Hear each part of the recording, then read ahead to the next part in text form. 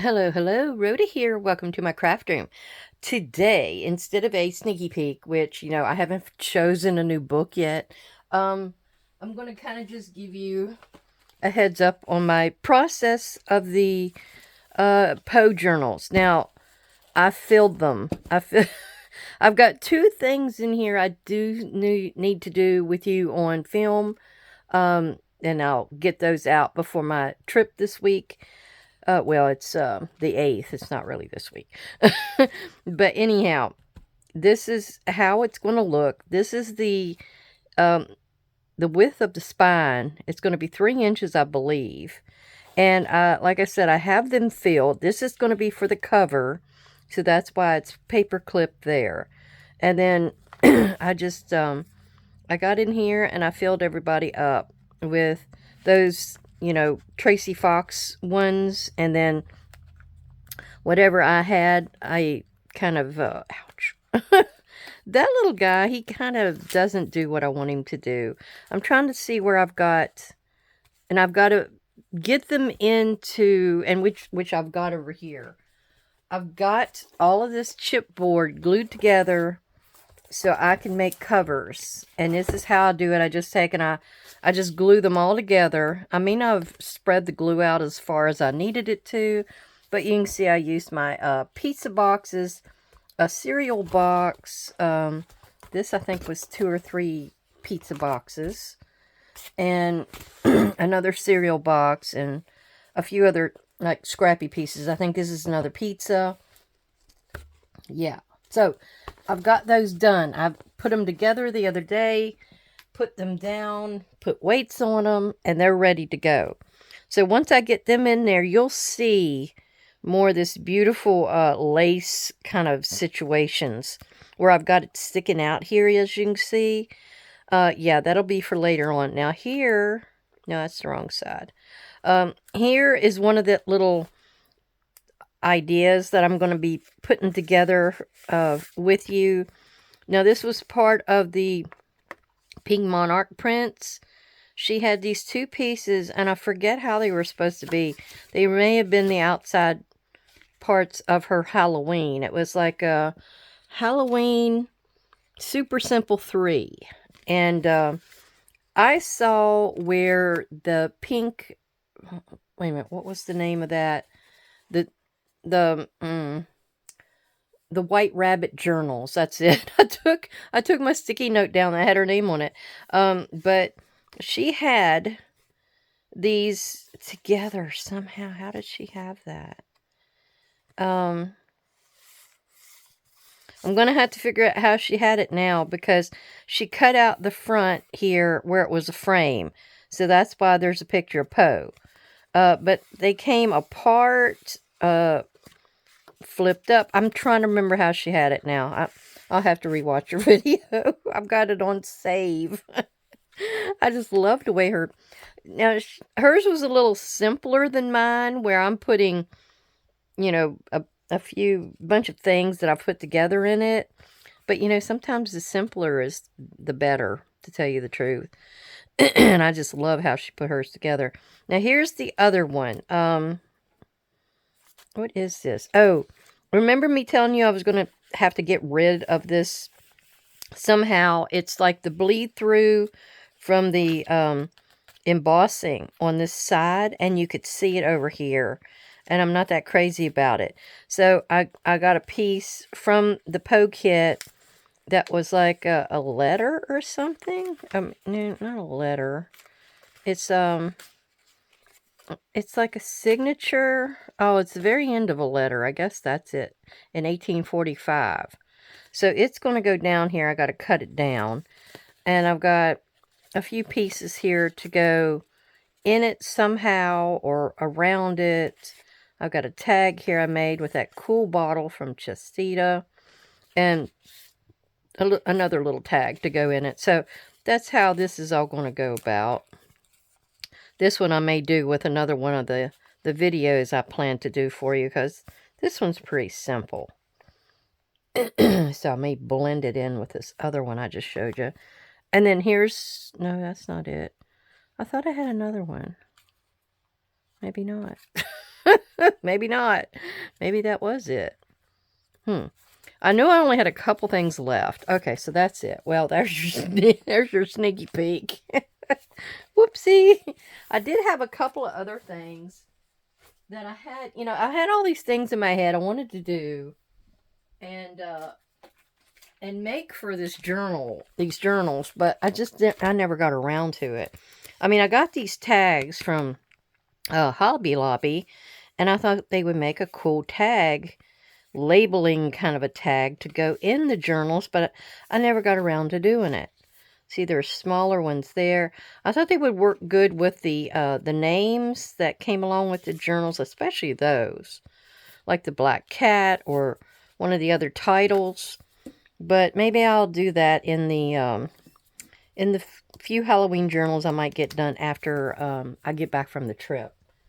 Because I do have a plan to make a few to get to the shop. And then I had these puzzle pieces, and I never used them. I really wanted to. I was going to paint them, and then maybe put an image on them, stamp an image, or make an image. I wasn't sure what. Because the size of them, they're like 3" by 4". I guess this is the 4" side. So I don't think more than 2 could get put together, to tell you the truth. Because 2 of the 3 inches together make 6, and that's just too big. So I don't really know what I had planned to do with them. But yeah, if you get these, they're really cool. I mean, you can either paint them up with some just acrylic paints. You can get a large image of some type and glue over it with some Mod Podge or something. And then carefully cut around your edges. And then if you don't... What did I do with mine? If you don't have one of those little... Lordy, what did I do with it? I must have knocked it down. I don't know where it's at now. My little sander. If you have the little round sanders that go onto your Dumaflachis here, yeah, I don't know what I did with it. And then you can get these kind of sanders. I was using those on the cereal and the pizza boxes over there, and I did a light scrub on them. So, the glue would stick this time, I had a little trouble with that the last time. But these are just sanding blocks from Walmart. I don't think they cost more than $4 or $5. But, I mean, all the sides are usable. Even these sides here. So, they're pretty cool. And I wanted to do that. So, I don't know. But anyway, what I was going to say is if you get your image on here, then you can kind of lightly sand the edges. And maybe get it to pull away a little bit more. And then repaint it or ink it or something. But I'll figure out something to do with that. All right. Today's item is very, very simple. It's very simple. And I'm probably just going to put it in maybe my journal, because I've decided I'm going to keep one of these journals. After all the work I put into them, I'm going to keep one. And maybe it'll get me inspired for next year. All right. This idea it's something like that. I'm playing around with a piece of paper. It's like a death certificate. Me and Zach's always got death certificates. I've got a little bit of an edge here that folded over. So it will go on the page and it'll fold out like that. But you also have the ability to go on the back side and maybe I really don't want to put it down. But you could glue it down if you wanted to. So it's a pull out. But I may just make it as is. And then put it in a pocket. And then you can pull it out after you get it out of the pocket. Then it's easy as can be to lay it somewhere else to write on it. See, I don't like those weird, fold outs or pull outs. And then you got like a weird way you have to write on it. I don't like that. But anyhow, this is what we're doing. We're using the Rest in Peace CMS 435. One of my faves. I've had it for a while. And we're using big old dude here. Now, I'm probably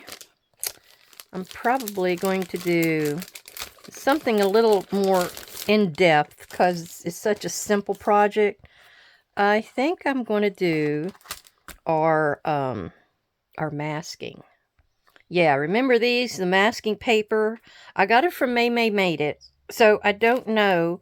You may be able to get it elsewhere. It's Brutus Monroe.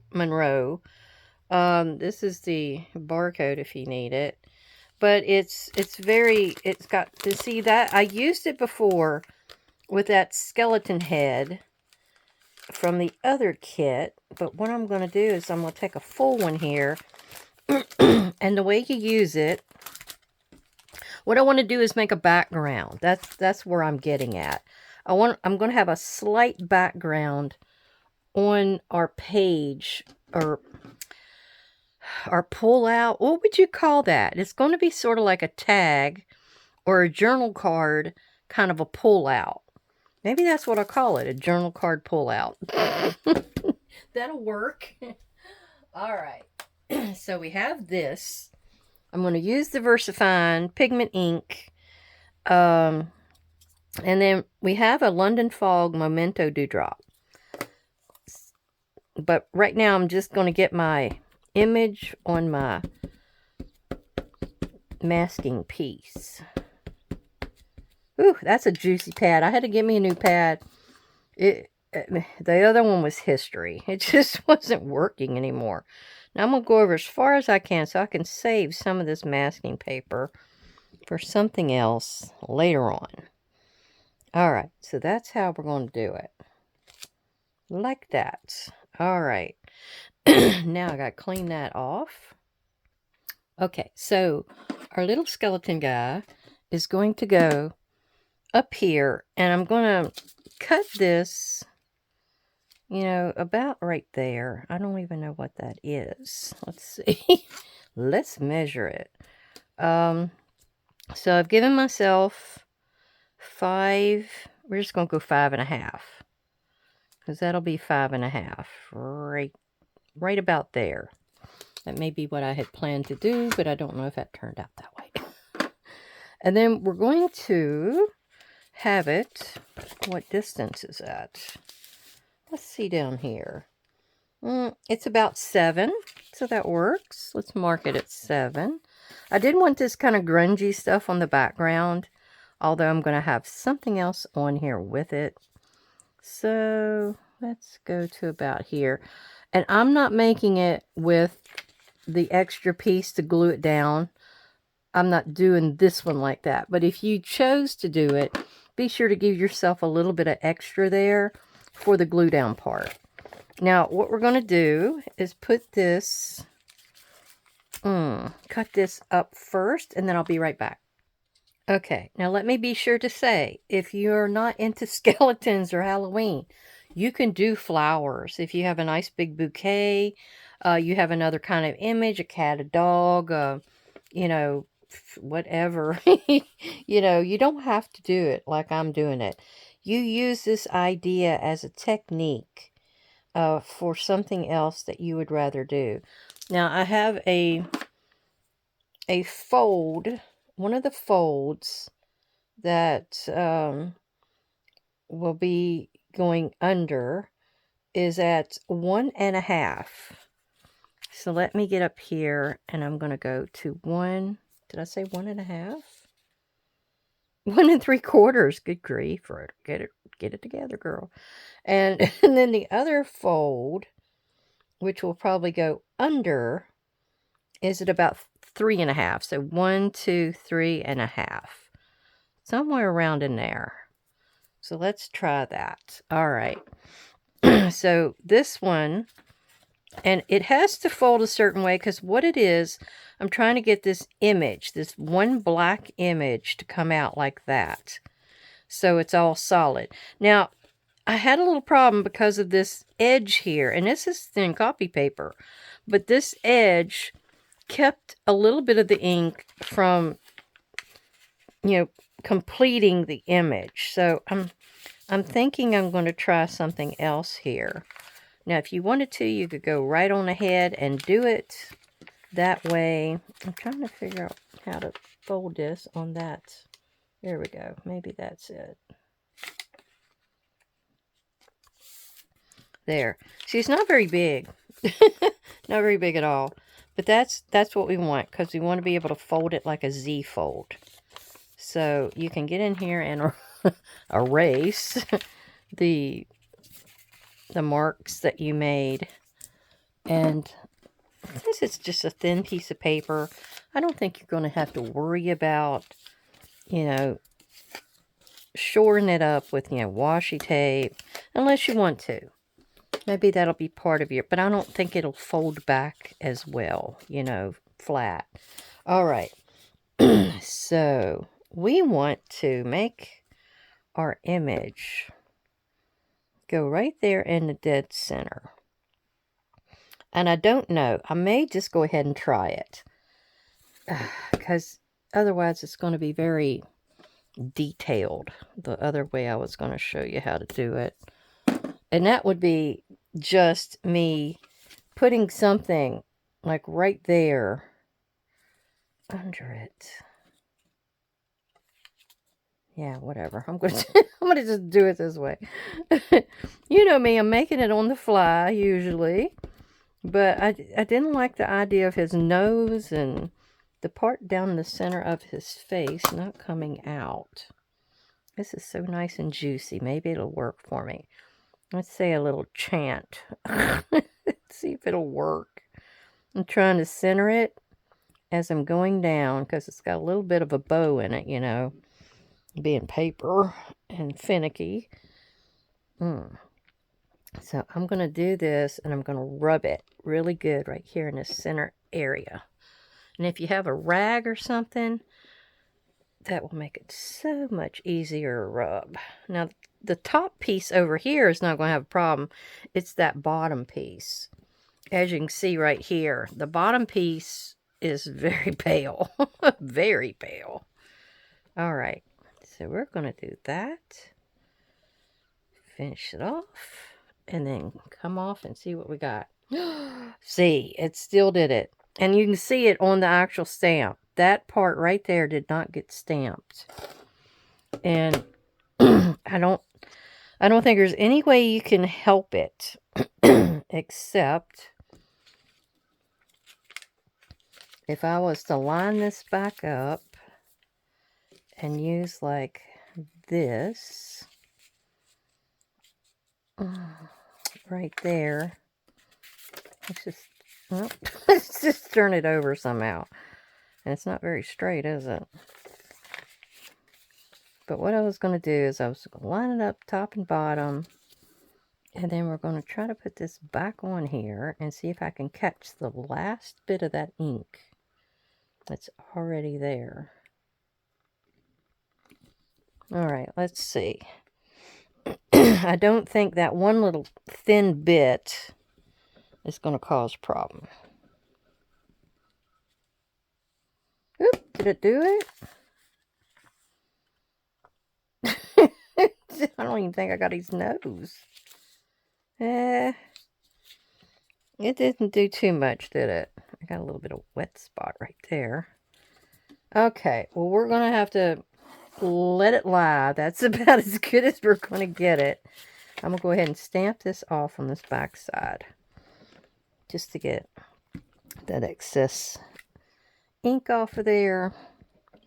And then we're going to, I think, wipe this off real lightly with one of my little wipes. And if you're wondering what I'm using, I always use these little makeup wipes from Walmart. It's like 96 cents for a pack of 30. And that's what I use to wipe my glue with. After I get these to where they're like full and dry and everything, or you dry it out, I should say, then I'll take and lay them in a bucket down below me here, and I'll use those for wiping up my glue, and they serve a dual purpose. And, I like that. I like having something that I can use, and get the most out of it, like a tea bag. You know, I love a tea bag. I'll fix the tea, and then I can use the bag itself for projects, which I haven't done for a while, have I?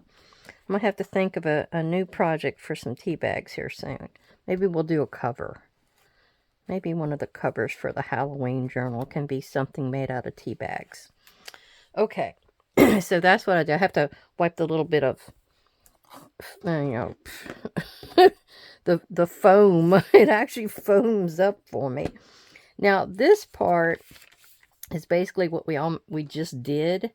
But this is with the London fog, so it's a light gray. And I'm going to be doing this side of his face only.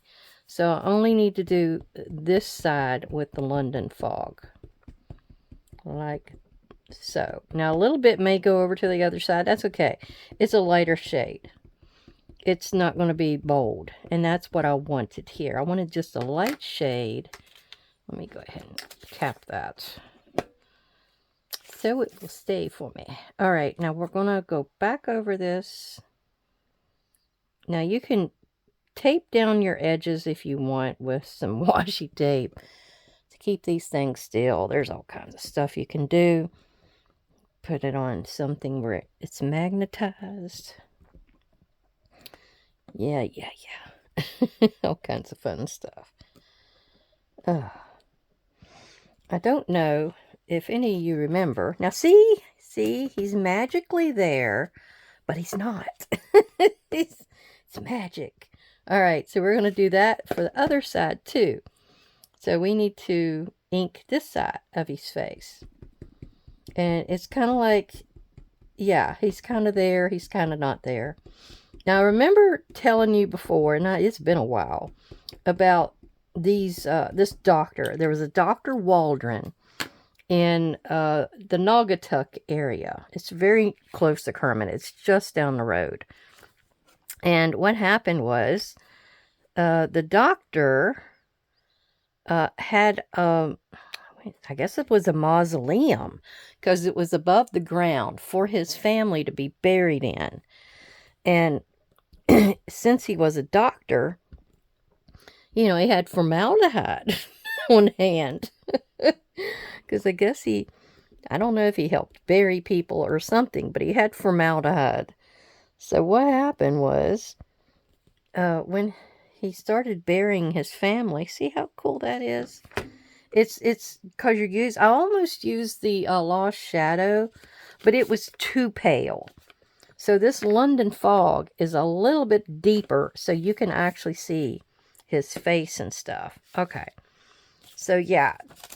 So the doctor, I think instead of putting somebody in like a casket and just sticking them in there, he was actually burying them in formaldehyde. I guess like a tank, like, you know, like a fish tank. That's the only thing I can think of. Isn't that weird? Now we're going to we need to use something for the background. And I'm trying to figure out what color to use to do the background. It needs to be something light. But yeah, anyhow, the guy, and I'm going to keep this so I can put that back on the back of it. This doctor was doing that. He was burying his family, putting them in a formaldehyde coffin or something. And yeah. And it took a while, to put people in there. But by the time they went to bury him, they started noticing that the formaldehyde was leaking out. It was not sealed. It was leaking out, and it was leaching into the water system. And that's kind of dangerous. So anyhow, they had to fix that, nip that in the bud. And that place isn't there anymore. They actually reburied them in the ground. So if these people did not want to be in the ground, too bad. They got put in the ground anyway. I'm trying to figure out which one I want. I want one where I can kind of read it. This one has Undertaker on it. And I'm wondering if I got it right up above there, I can see the Undertaker. But I still have to choose my color. So let me do that.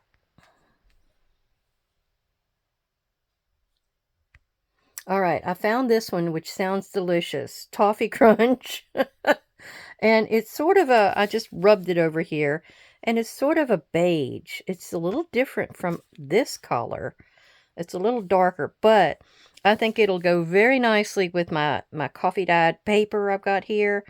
So let's do that. And you know, I'm going to actually, I want it to lay down, but I'm going to have to do this strategically. I don't want it to put it all down. I need to be where I can actually get my stamp to go. And this is just some ugly washi.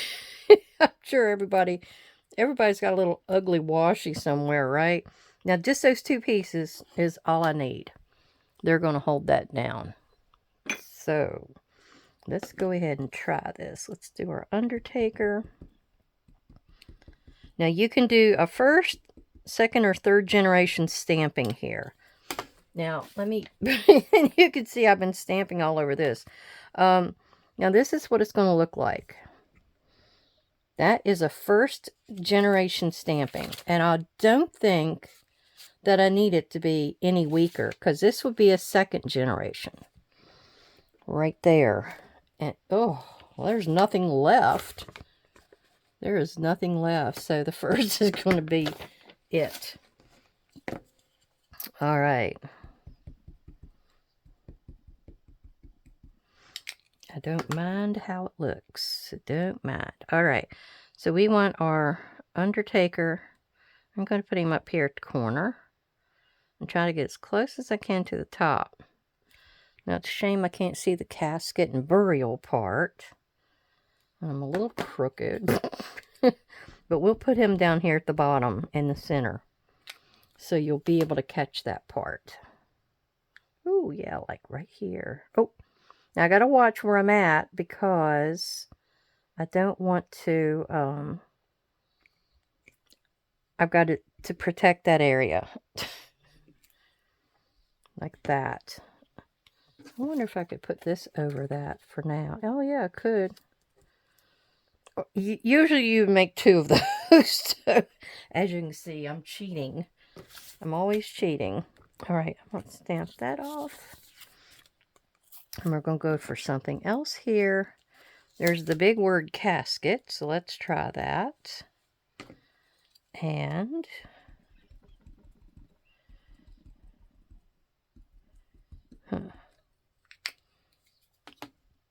yeah, Dr. Waldron. I have no clue what he was doing with all of his his formaldehyde. I guess that's the way that needs to go. And we will put, you won't really be able to see casket. Let me go over here a little bit. Oh, yeah. Oh, it's stuck. Yeah, that's not too bad. Not too bad. Let's see, I'm not marring my under image at all. Wait a minute, I gotta move that up some. Did anybody else get any of this crazy weather from the hurricane down in Florida? It always comes up here. Usually it's just rain. We get some kind of, we have had nothing but rain lately, I'm telling you. It has been everywhere. Oh. Now here, I think I'm going to go across, like right here. So it's like on both sides. Yeah, rain, rain, rain. That is all we've been seeing, and it's like driving us crazy. Because it doesn't do anything but make everything grow. You know, everything's just growing. And it's been knocking, you know, everything down. I also have condemned. I like this little red cross guy here too. So let's use the red cross. I don't know if you can see it on that side. That's what it looks like. So I guess I could move closer. For some reason my phone was crooked. Whoopsie. Whoopsie. All right. So, I don't know where it would show the best. Maybe over here in this corner. Yeah, I don't think I'm really going to get to see much of it. Just put it right there. Whoop. I can wipe that off later. And of course I got crooked again.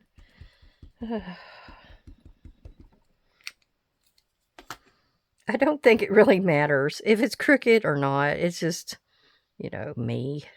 It's just me. Look at a little star in between them. There we go. Or cross, I meant. Not star, cross. Yeah, I got done with this book. And the reason was I had cleaned out underneath my bed here a while back.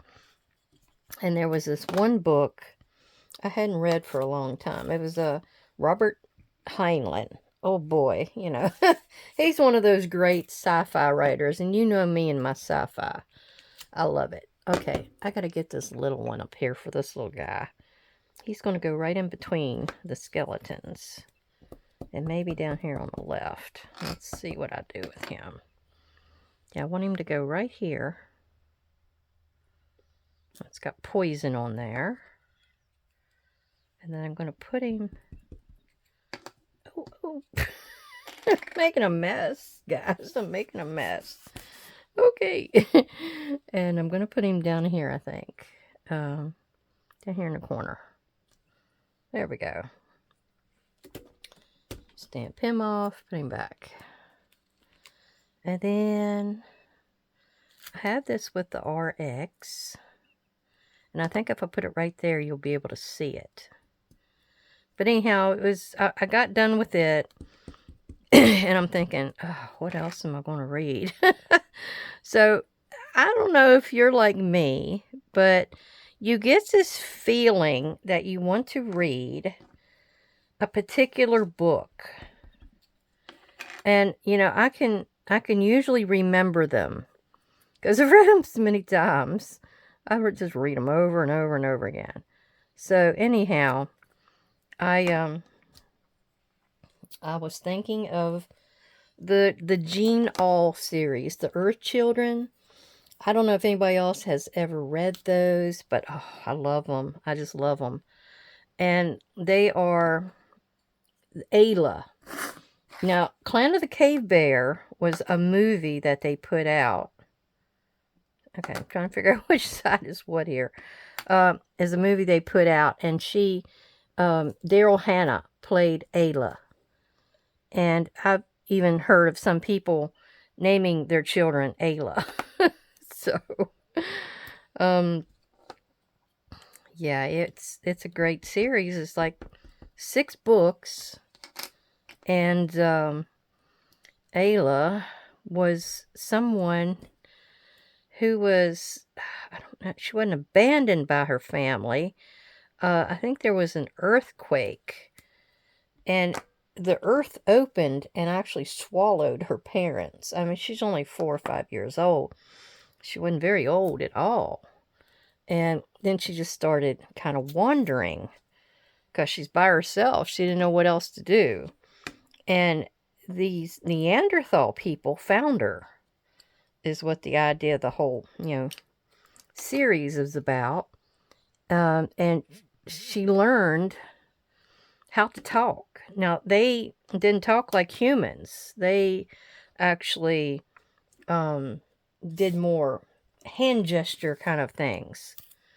And what happened is she picked up on all of that. And they, supposedly in this story, they had a great memory. And actually... if a woman had a daughter, like the woman that found her, Ila, I think it was her name, I-L-A. She was a medicine woman. And in their culture or whatever, their children actually picked up and inherited the memories of the skills and everything that the previous one had or knew. it's kind of cool, you know. It's a different concept, isn't it? That's kind of like why I like to read certain things. They're very different, and you learn a lot. Now, when I went to Alaska, I'll tell you what, when I went to Alaska, the third book is The Mammoth Hunters. Now, I'll tell you, they took a lot of stuff from the Alaskan cultures for that book, because that one was, you know, instead of male oriented or males being the head of the household and everything, everybody looked to them and that kind of stuff. In the Clan of the Cave Bears, with the Mammoth Hunters, it was more of a male and female, usually a sister and a brother, that took the reins of like a clan or a cave, or however they phrased it. And it was really interesting.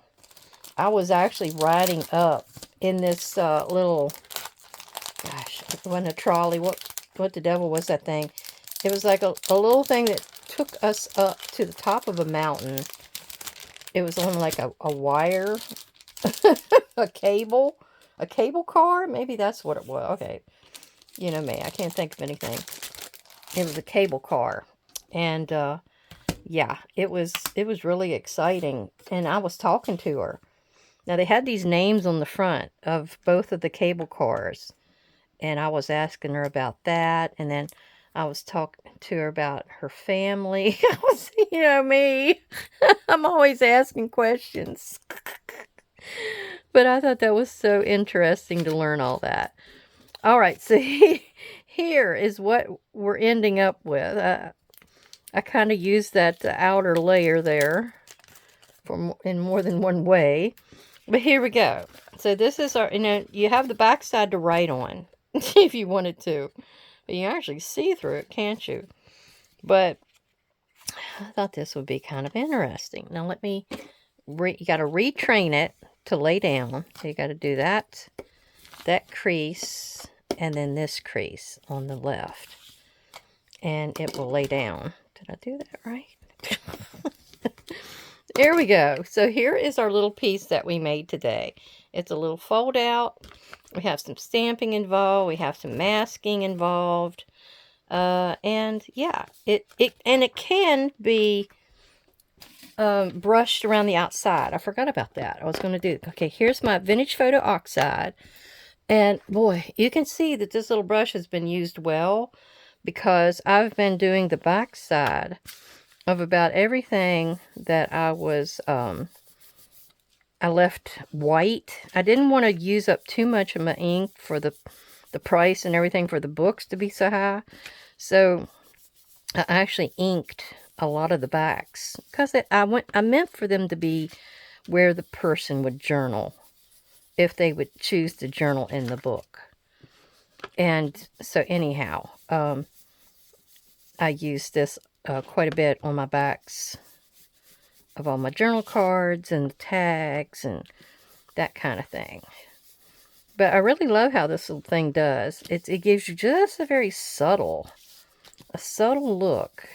And that's what we're wanting here. So it kind of blends into the inner area. And it really gets the job done. If you need more, you just go back for more. But can you see how it's really changing the look of it now?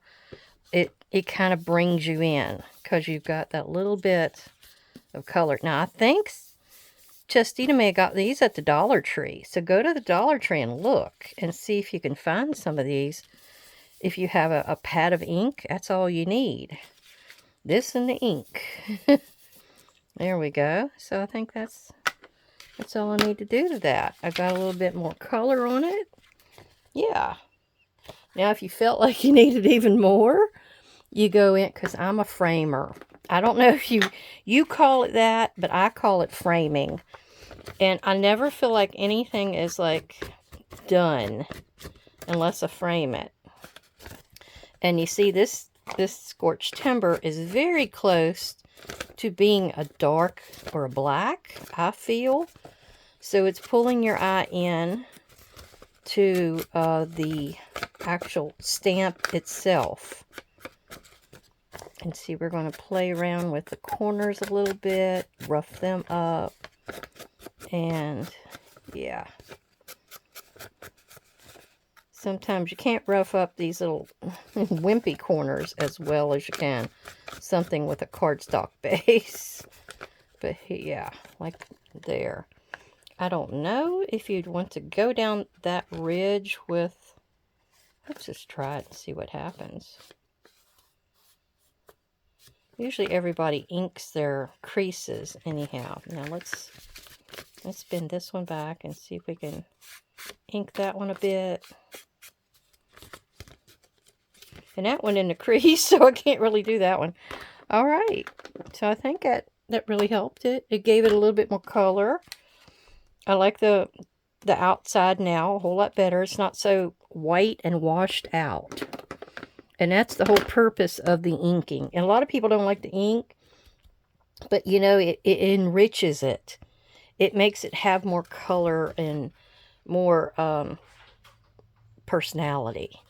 All right, well, I hope y'all like that, and I will talk to you again soon.